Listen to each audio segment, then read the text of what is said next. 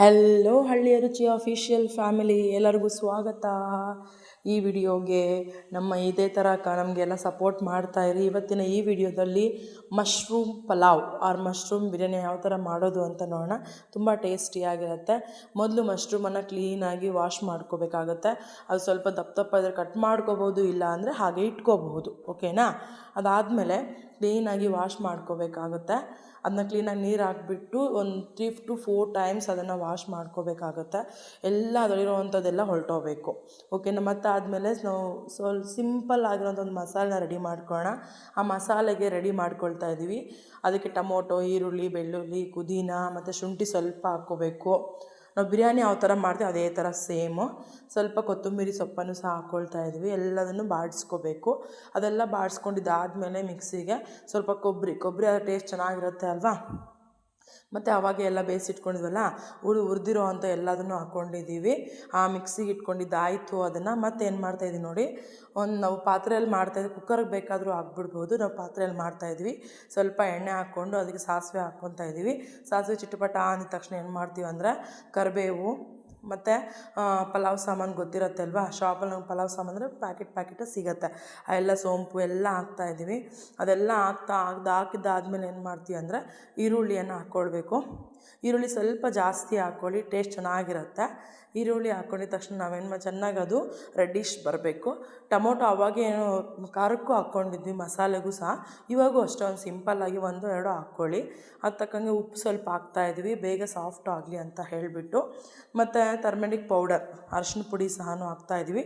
ಅಂದರೆ ಸ್ವಲ್ಪ ಬೇಗ ಬೆಂದು ಹೋಗಲಿ ಅದು ಅಂತ ಹೇಳಿಬಿಟ್ಟು ಕಲಿಸ್ಕೊತಾ ಇದ್ವಿ ನೋಡಿ. ಹಾಗೇ ಕ್ಲೀನಾಗಿ ಅದು ತುಂಬ ಸಾಫ್ಟ್ ಆಗಿಬಿಡ್ಬೇಕು. ಅದು ಸಾಫ್ಟ್ ಆಗಿದ ಮೇಲೆ ನಾವು ಅವಾಗೆ ಏನು ರೆಡಿ ಮಾಡ್ಕೊಂಡಿದ್ವಿ ಅಲ್ವಾ, ಏನು ಮಶ್ರೂಮ್ಸ್ ಎಲ್ಲ ಕ್ಲೀನಾಗಿ ತೊಳೆದು ವಾಶ್ ಮಾಡಿ ಇಟ್ಕೊಂಡಿದ್ವಲ್ಲ, ಇನ್ನೂ 1-2 ಸಲ ತೊಳೆದುಬಿಟ್ಟು, ತುಂಬ ಹೆಲ್ದಿ ಫುಡ್ ಅದು ಸಹ. ಇದು ಅಷ್ಟೇ, ಅದಕ್ಕೂ ಇದನ್ನೂ ಅಷ್ಟೇ ಕ್ಲೀನಾಗಿ ಅದರ ನೀರೆಲ್ಲ ಬಗ್ಗಿಸ್ಬಿಟ್ಟು ಅದು ಹಾಕ್ಕೊಳ್ತಾ ಇದ್ದೀವಿ. ಉಪ್ಪು ಖಾರ ಕ್ಲೀನಾಗಿ ಅಂಟಬೇಕಲ್ಲ ಅದಕ್ಕೋಸ್ಕರ. ಮತ್ತು ಅದನ್ನು ಕಲಿಸ್ಕೋಬೇಕು. ನೀಟಾಗಿ ಕಲಿಸ್ಕೊಂಡಿದ್ದಾದಮೇಲೆ ಸ್ವಲ್ಪ ಹಂಗೆ ಬೇಯಬೇಕು. ಅದರಲ್ಲೇ ಸ್ವಲ್ಪ ಮೆತ್ತಗೆ ಹಾಕಬೇಕು. ಸ್ವಲ್ಪ ಅದು ಬೆಂದಿದ್ದಾದಮೇಲೆ ನಾವೇನು ಮಾಡ್ತೀವಿ, ಶುಂಠಿ ಬೆಳ್ಳುಳ್ಳಿ ಪೇಸ್ಟ್ ಸಹ ಹಾಕ್ಕೋಬೋದು ಬೇಕಾದರೆ. ನಾವು ಅವಾಗ ಶುಂಠಿ ಮತ್ತು ಬೆಳ್ಳುಳ್ಳಿ ಎರಡೂ ಪೇಸ್ಟ್ ಮಾಡಿದ್ವಲ್ಲ, ಅದನ್ನೇ ಆ ಮಸಾಲೆನ ಹಾಕ್ತಾಯಿದ್ವಿ. ಸಿಂಪಲ್ ಮಸಾಲೆ ಅದು. ಆ ಮಸಾಲೆನ ಹಾಕ್ತಾಯಿದ್ದೀವಿ. ಆ ಮಸಾಲೆ ಕ್ಲೀನಾಗಿ ಕಲಿಸ್ಕೋಬೇಕು. ಕ್ಲೀನಾಗಿ ಕಲಿಸ್ಕೊಳ್ಳೋದು, ಅದೆಲ್ಲ ಮಶ್ರೂಮ್ ಕ್ಲೀನಾಗಿ ಅಂಟಬೇಕು ಮತ್ತು ಹಸಿ ಸ್ಮೆಲ್ಲೆಲ್ಲ ಹೊರಟೋಗ್ಬಿಡ್ಬೇಕು. ಅಲ್ಲಿವರೆಗೂ ನಾವೇನು ಮಾಡ್ತೀವಿ ಅಂದರೆ ಅದನ್ನು ಅದೇ ಥರ ಬೇಯಿಸ್ತಾ ಇರ್ತೀವಿ. ವಾಟರ್ ಹಾಕ್ದಿರಾನೇ ಬೇಯಿಸ್ತಾ ಇರ್ತೀವಿ. ಓಕೆನಾ? ಕ್ಲೀನಾಗಿ ಅದು ಉಪ್ಪು ಖಾರ ಮಸಾಲೆ ಏನೆಲ್ಲ ಹಾಕಿದ್ವಲ್ಲ ಅದೆಲ್ಲ ಕ್ಲೀನಾಗಿ ಅಂಟ್ಕೋಬೇಕಾಗತ್ತೆ. ಅಂಟ್ಕೊಂಡಾದ್ಮೇಲೆ ಏನು ಮಾಡ್ತೀವಿ ಅಂದರೆ ನಮ್ಗೆ ಎಷ್ಟು ಬೇಕೋ ಅಷ್ಟು ನೀರನ್ನು ಹಾಕ್ಕೋಬೇಕಾಗತ್ತೆ. ನಮ್ಗೆ ಗೊತ್ತಿರುತ್ತೆ 1 ಗ್ಲಾಸ್ ನೀರು ಹಾಕಿದ್ರೆ 2 ಗ್ಲಾಸ್ ನೀರು ಹಾಕಿದ್ರೆ 1 ಗ್ಲಾಸ್ ಅಕ್ಕಿ ಹಾಕಬೇಕಾಗುತ್ತೆ. ಆ ಥರ ಏನು ಮಾಡ್ತೀವಿ ಅಂದರೆ ನಿಮ್ಗೆ ಎಷ್ಟು ಬೇಕೋ ಅಷ್ಟು ಹಾಕ್ಕೋಬೋದು. ಅದು ಮತ್ತೆ ಏನು ಮಾಡಿದೆ, ಚಿಲ್ಲಿ ಪೌಡರು ಮತ್ತು ಧನಿಯಾ ಪೌಡರ್ನ ಹಾಕ್ತಾರೆ ಫಾರ್ ಟೇಸ್ಟ್ಗೆ. ಗರಂ ಮಸಾಲ ಹಾಕ್ತಾಯಿದ್ದೀವಿ. ಗರಂ ಮಸಾಲ ಹಾಕ್ಬಿಟ್ಟು ಮತ್ತು ಅದಕ್ಕೆ ಬಿರಿಯಾನಿ ಪೌಡ್ರ್ ಸಹ ಹಾಕುವ. ಬೇಕಾದರೆ ಸ್ಕಿಪ್ ಸಹ ಮಾಡ್ಬೋದು. ನಾವು ಹಾಕ್ತಾಯಿದ್ವಿ ಆಚಿ ಬಿರಿಯಾನಿ ಮಸಾಲ ಹಾಕ್ತಾಯಿದ್ವಿ. ತುಂಬ ಟೇಸ್ಟಿಯಾಗಿರುತ್ತೆ. ಬಿರಿಯಾನಿ ಥರನೇ ಸೇಮ್ ಇರುತ್ತೆ ಅದು ಸಹ. ಇದು ವೆಜ್ ಅಷ್ಟೇ. ಅದು ಕ್ಲೀನಾಗಿ ಕಲಿಸ್ಕೋಬೇಕು. ಆ ಮಸಾಲೆ ಎಲ್ಲ ಕ್ಲೀನಾಗಿ ಕುದಿಯೋಕ್ಕೆ ಬರಬೇಕು. ಆವಾಗ ಅಕ್ಕಿ ಹಾಕಬೇಕು. ನಾವು ಅಕ್ಕಿನ ಫಸ್ಟೇ ನೆನೆಸಿಟ್ಕೊಂಡ್ಬಿಟ್ಟಿರ್ತೀವಿ. ಅದು ತೋರಿಸಿಲ್ಲ ಅಷ್ಟೇ ಇಲ್ಲಿ. ಅಕ್ಕಿ ನೆನೆಸಿಟ್ಕೊಂಡ್ಬಿಟ್ಟು ಏನು ಮಾಡಿದ್ವಿ, ನಾವು ಸ್ಟಾರ್ಟ್ ಮಾಡಿದ್ರೆ ನೆನೆಸಿಟ್ಕೊಂಡ್ಬಿಟ್ರೆ ಸಾಕು. ಇವಾಗ ಉಪ್ಪು ಹಾಕ್ತಾಯಿದ್ವಿ ಟೇಸ್ಟ್ಗೆ. ಅವಾಗೆ ಫಸ್ಟಲ್ಲಿ ಹಾಕಿದ್ವಿ, ನೋಡ್ಕೊಂಡು ಹಾಕ್ಕೋಬೇಕು. ಮತ್ತು ಚೆನ್ನಾಗಿರಲ್ಲ ರೋಸ್ ಹಾಕ್ಬಿಟ್ರೆ. ಕ್ಲೀನಾಗಿ ಕುದಿ ಬರ್ತಾ ಇದೆ, ಬಾಯ್ಲ್ ಆಗ್ತಾ ಇದೆಯಲ್ವಾ.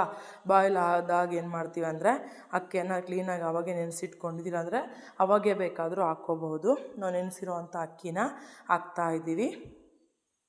ನೋಡ್ಕೊಳ್ಳಿ, ಅಲ್ಲಿ ಅಕ್ಕಿಯನ್ನು ಹಾಕ್ತಾಯಿದ್ದೀವಲ್ಲ, ಹಾಕಿದ ನೀಟಾಗಿ ಮಿಕ್ಸ್ ಮಾಡ್ಕೋಬೇಕು. ತಳ ಹಣ್ಬಿಡತ್ತೆ, ಆಗ ಕಲಿಸ್ತಾ ಇರಬೇಕು ಅದನ್ನು. ಇದೇ ಥರ ಟೇಸ್ಟಿ ವೀಡಿಯೋಸ್ ಬೇಕು ಅಂತಂದರೆ ನಮ್ಮ ವಿಡಿಯೋನ ಸಬ್ಸ್ಕ್ರೈಬ್ ಮಾಡ್ಕೊಳ್ಳಿ, ಶೇರ್ ಮಾಡಿ, ಲೈಕ್ ಮಾಡಿ, ಕಮೆಂಟ್ ಮಾಡಿ ಯಾವ್ದು ಬೇಕು ಅಂತ. ಅದರ ಮೇಲೆ ಏನು ಮಾಡಿದೆ, ಕೊತ್ತಂಬರಿ ಸೊಪ್ಪನ್ನು ಸ್ವಲ್ಪ ಅವಾಗೆ ರುಬ್ಬೋದಕ್ಕೂ ಹಾಕ್ಕೊಂಡಿದ್ವಲ್ಲ, ಅದಕ್ಕೆ ಕ್ಲೀನಾಗಿ ಕಲಿಸ್ಬಿಟ್ಟು ಅದ್ರ ಸ್ವಲ್ಪ ತೂಕ ಇರೋವಂಥದ್ದು ಇಟ್ಬಿಟ್ರೆ, ಸ್ವಲ್ಪ ಲೋ ಫ್ಲೇಮಲ್ಲಿ ಇಟ್ಕೊಂಡ್ಬಿಟ್ರೆ ಸಾಕು. ತುಂಬ ಟೇಸ್ಟಿಯಾಗಿರೋವಂಥದ್ದು ರೆಡಿ ಆಗಿಬಿಡತ್ತೆ. ಓಕೆನಾ? ತುಂಬ ಟೇಸ್ಟಿಯಾಗಿರುತ್ತೆ. ಬಿರಿಯಾನಿ ಇದ್ದಂಗೆ ಇರುತ್ತೆ. ತುಂಬ ಚೆನ್ನಾಗಿತ್ತು ಟೇಸ್ಟ್. ನೀವು ಟ್ರೈ ಮಾಡಿ ಮನೆಯಲ್ಲಿ. ಟ್ರೈ ಮಾಡಿ ಹೇಗಿತ್ತು ಅಂತ ಕಮೆಂಟ್ ಮಾಡಿ. Thank you for watching. Thank you all.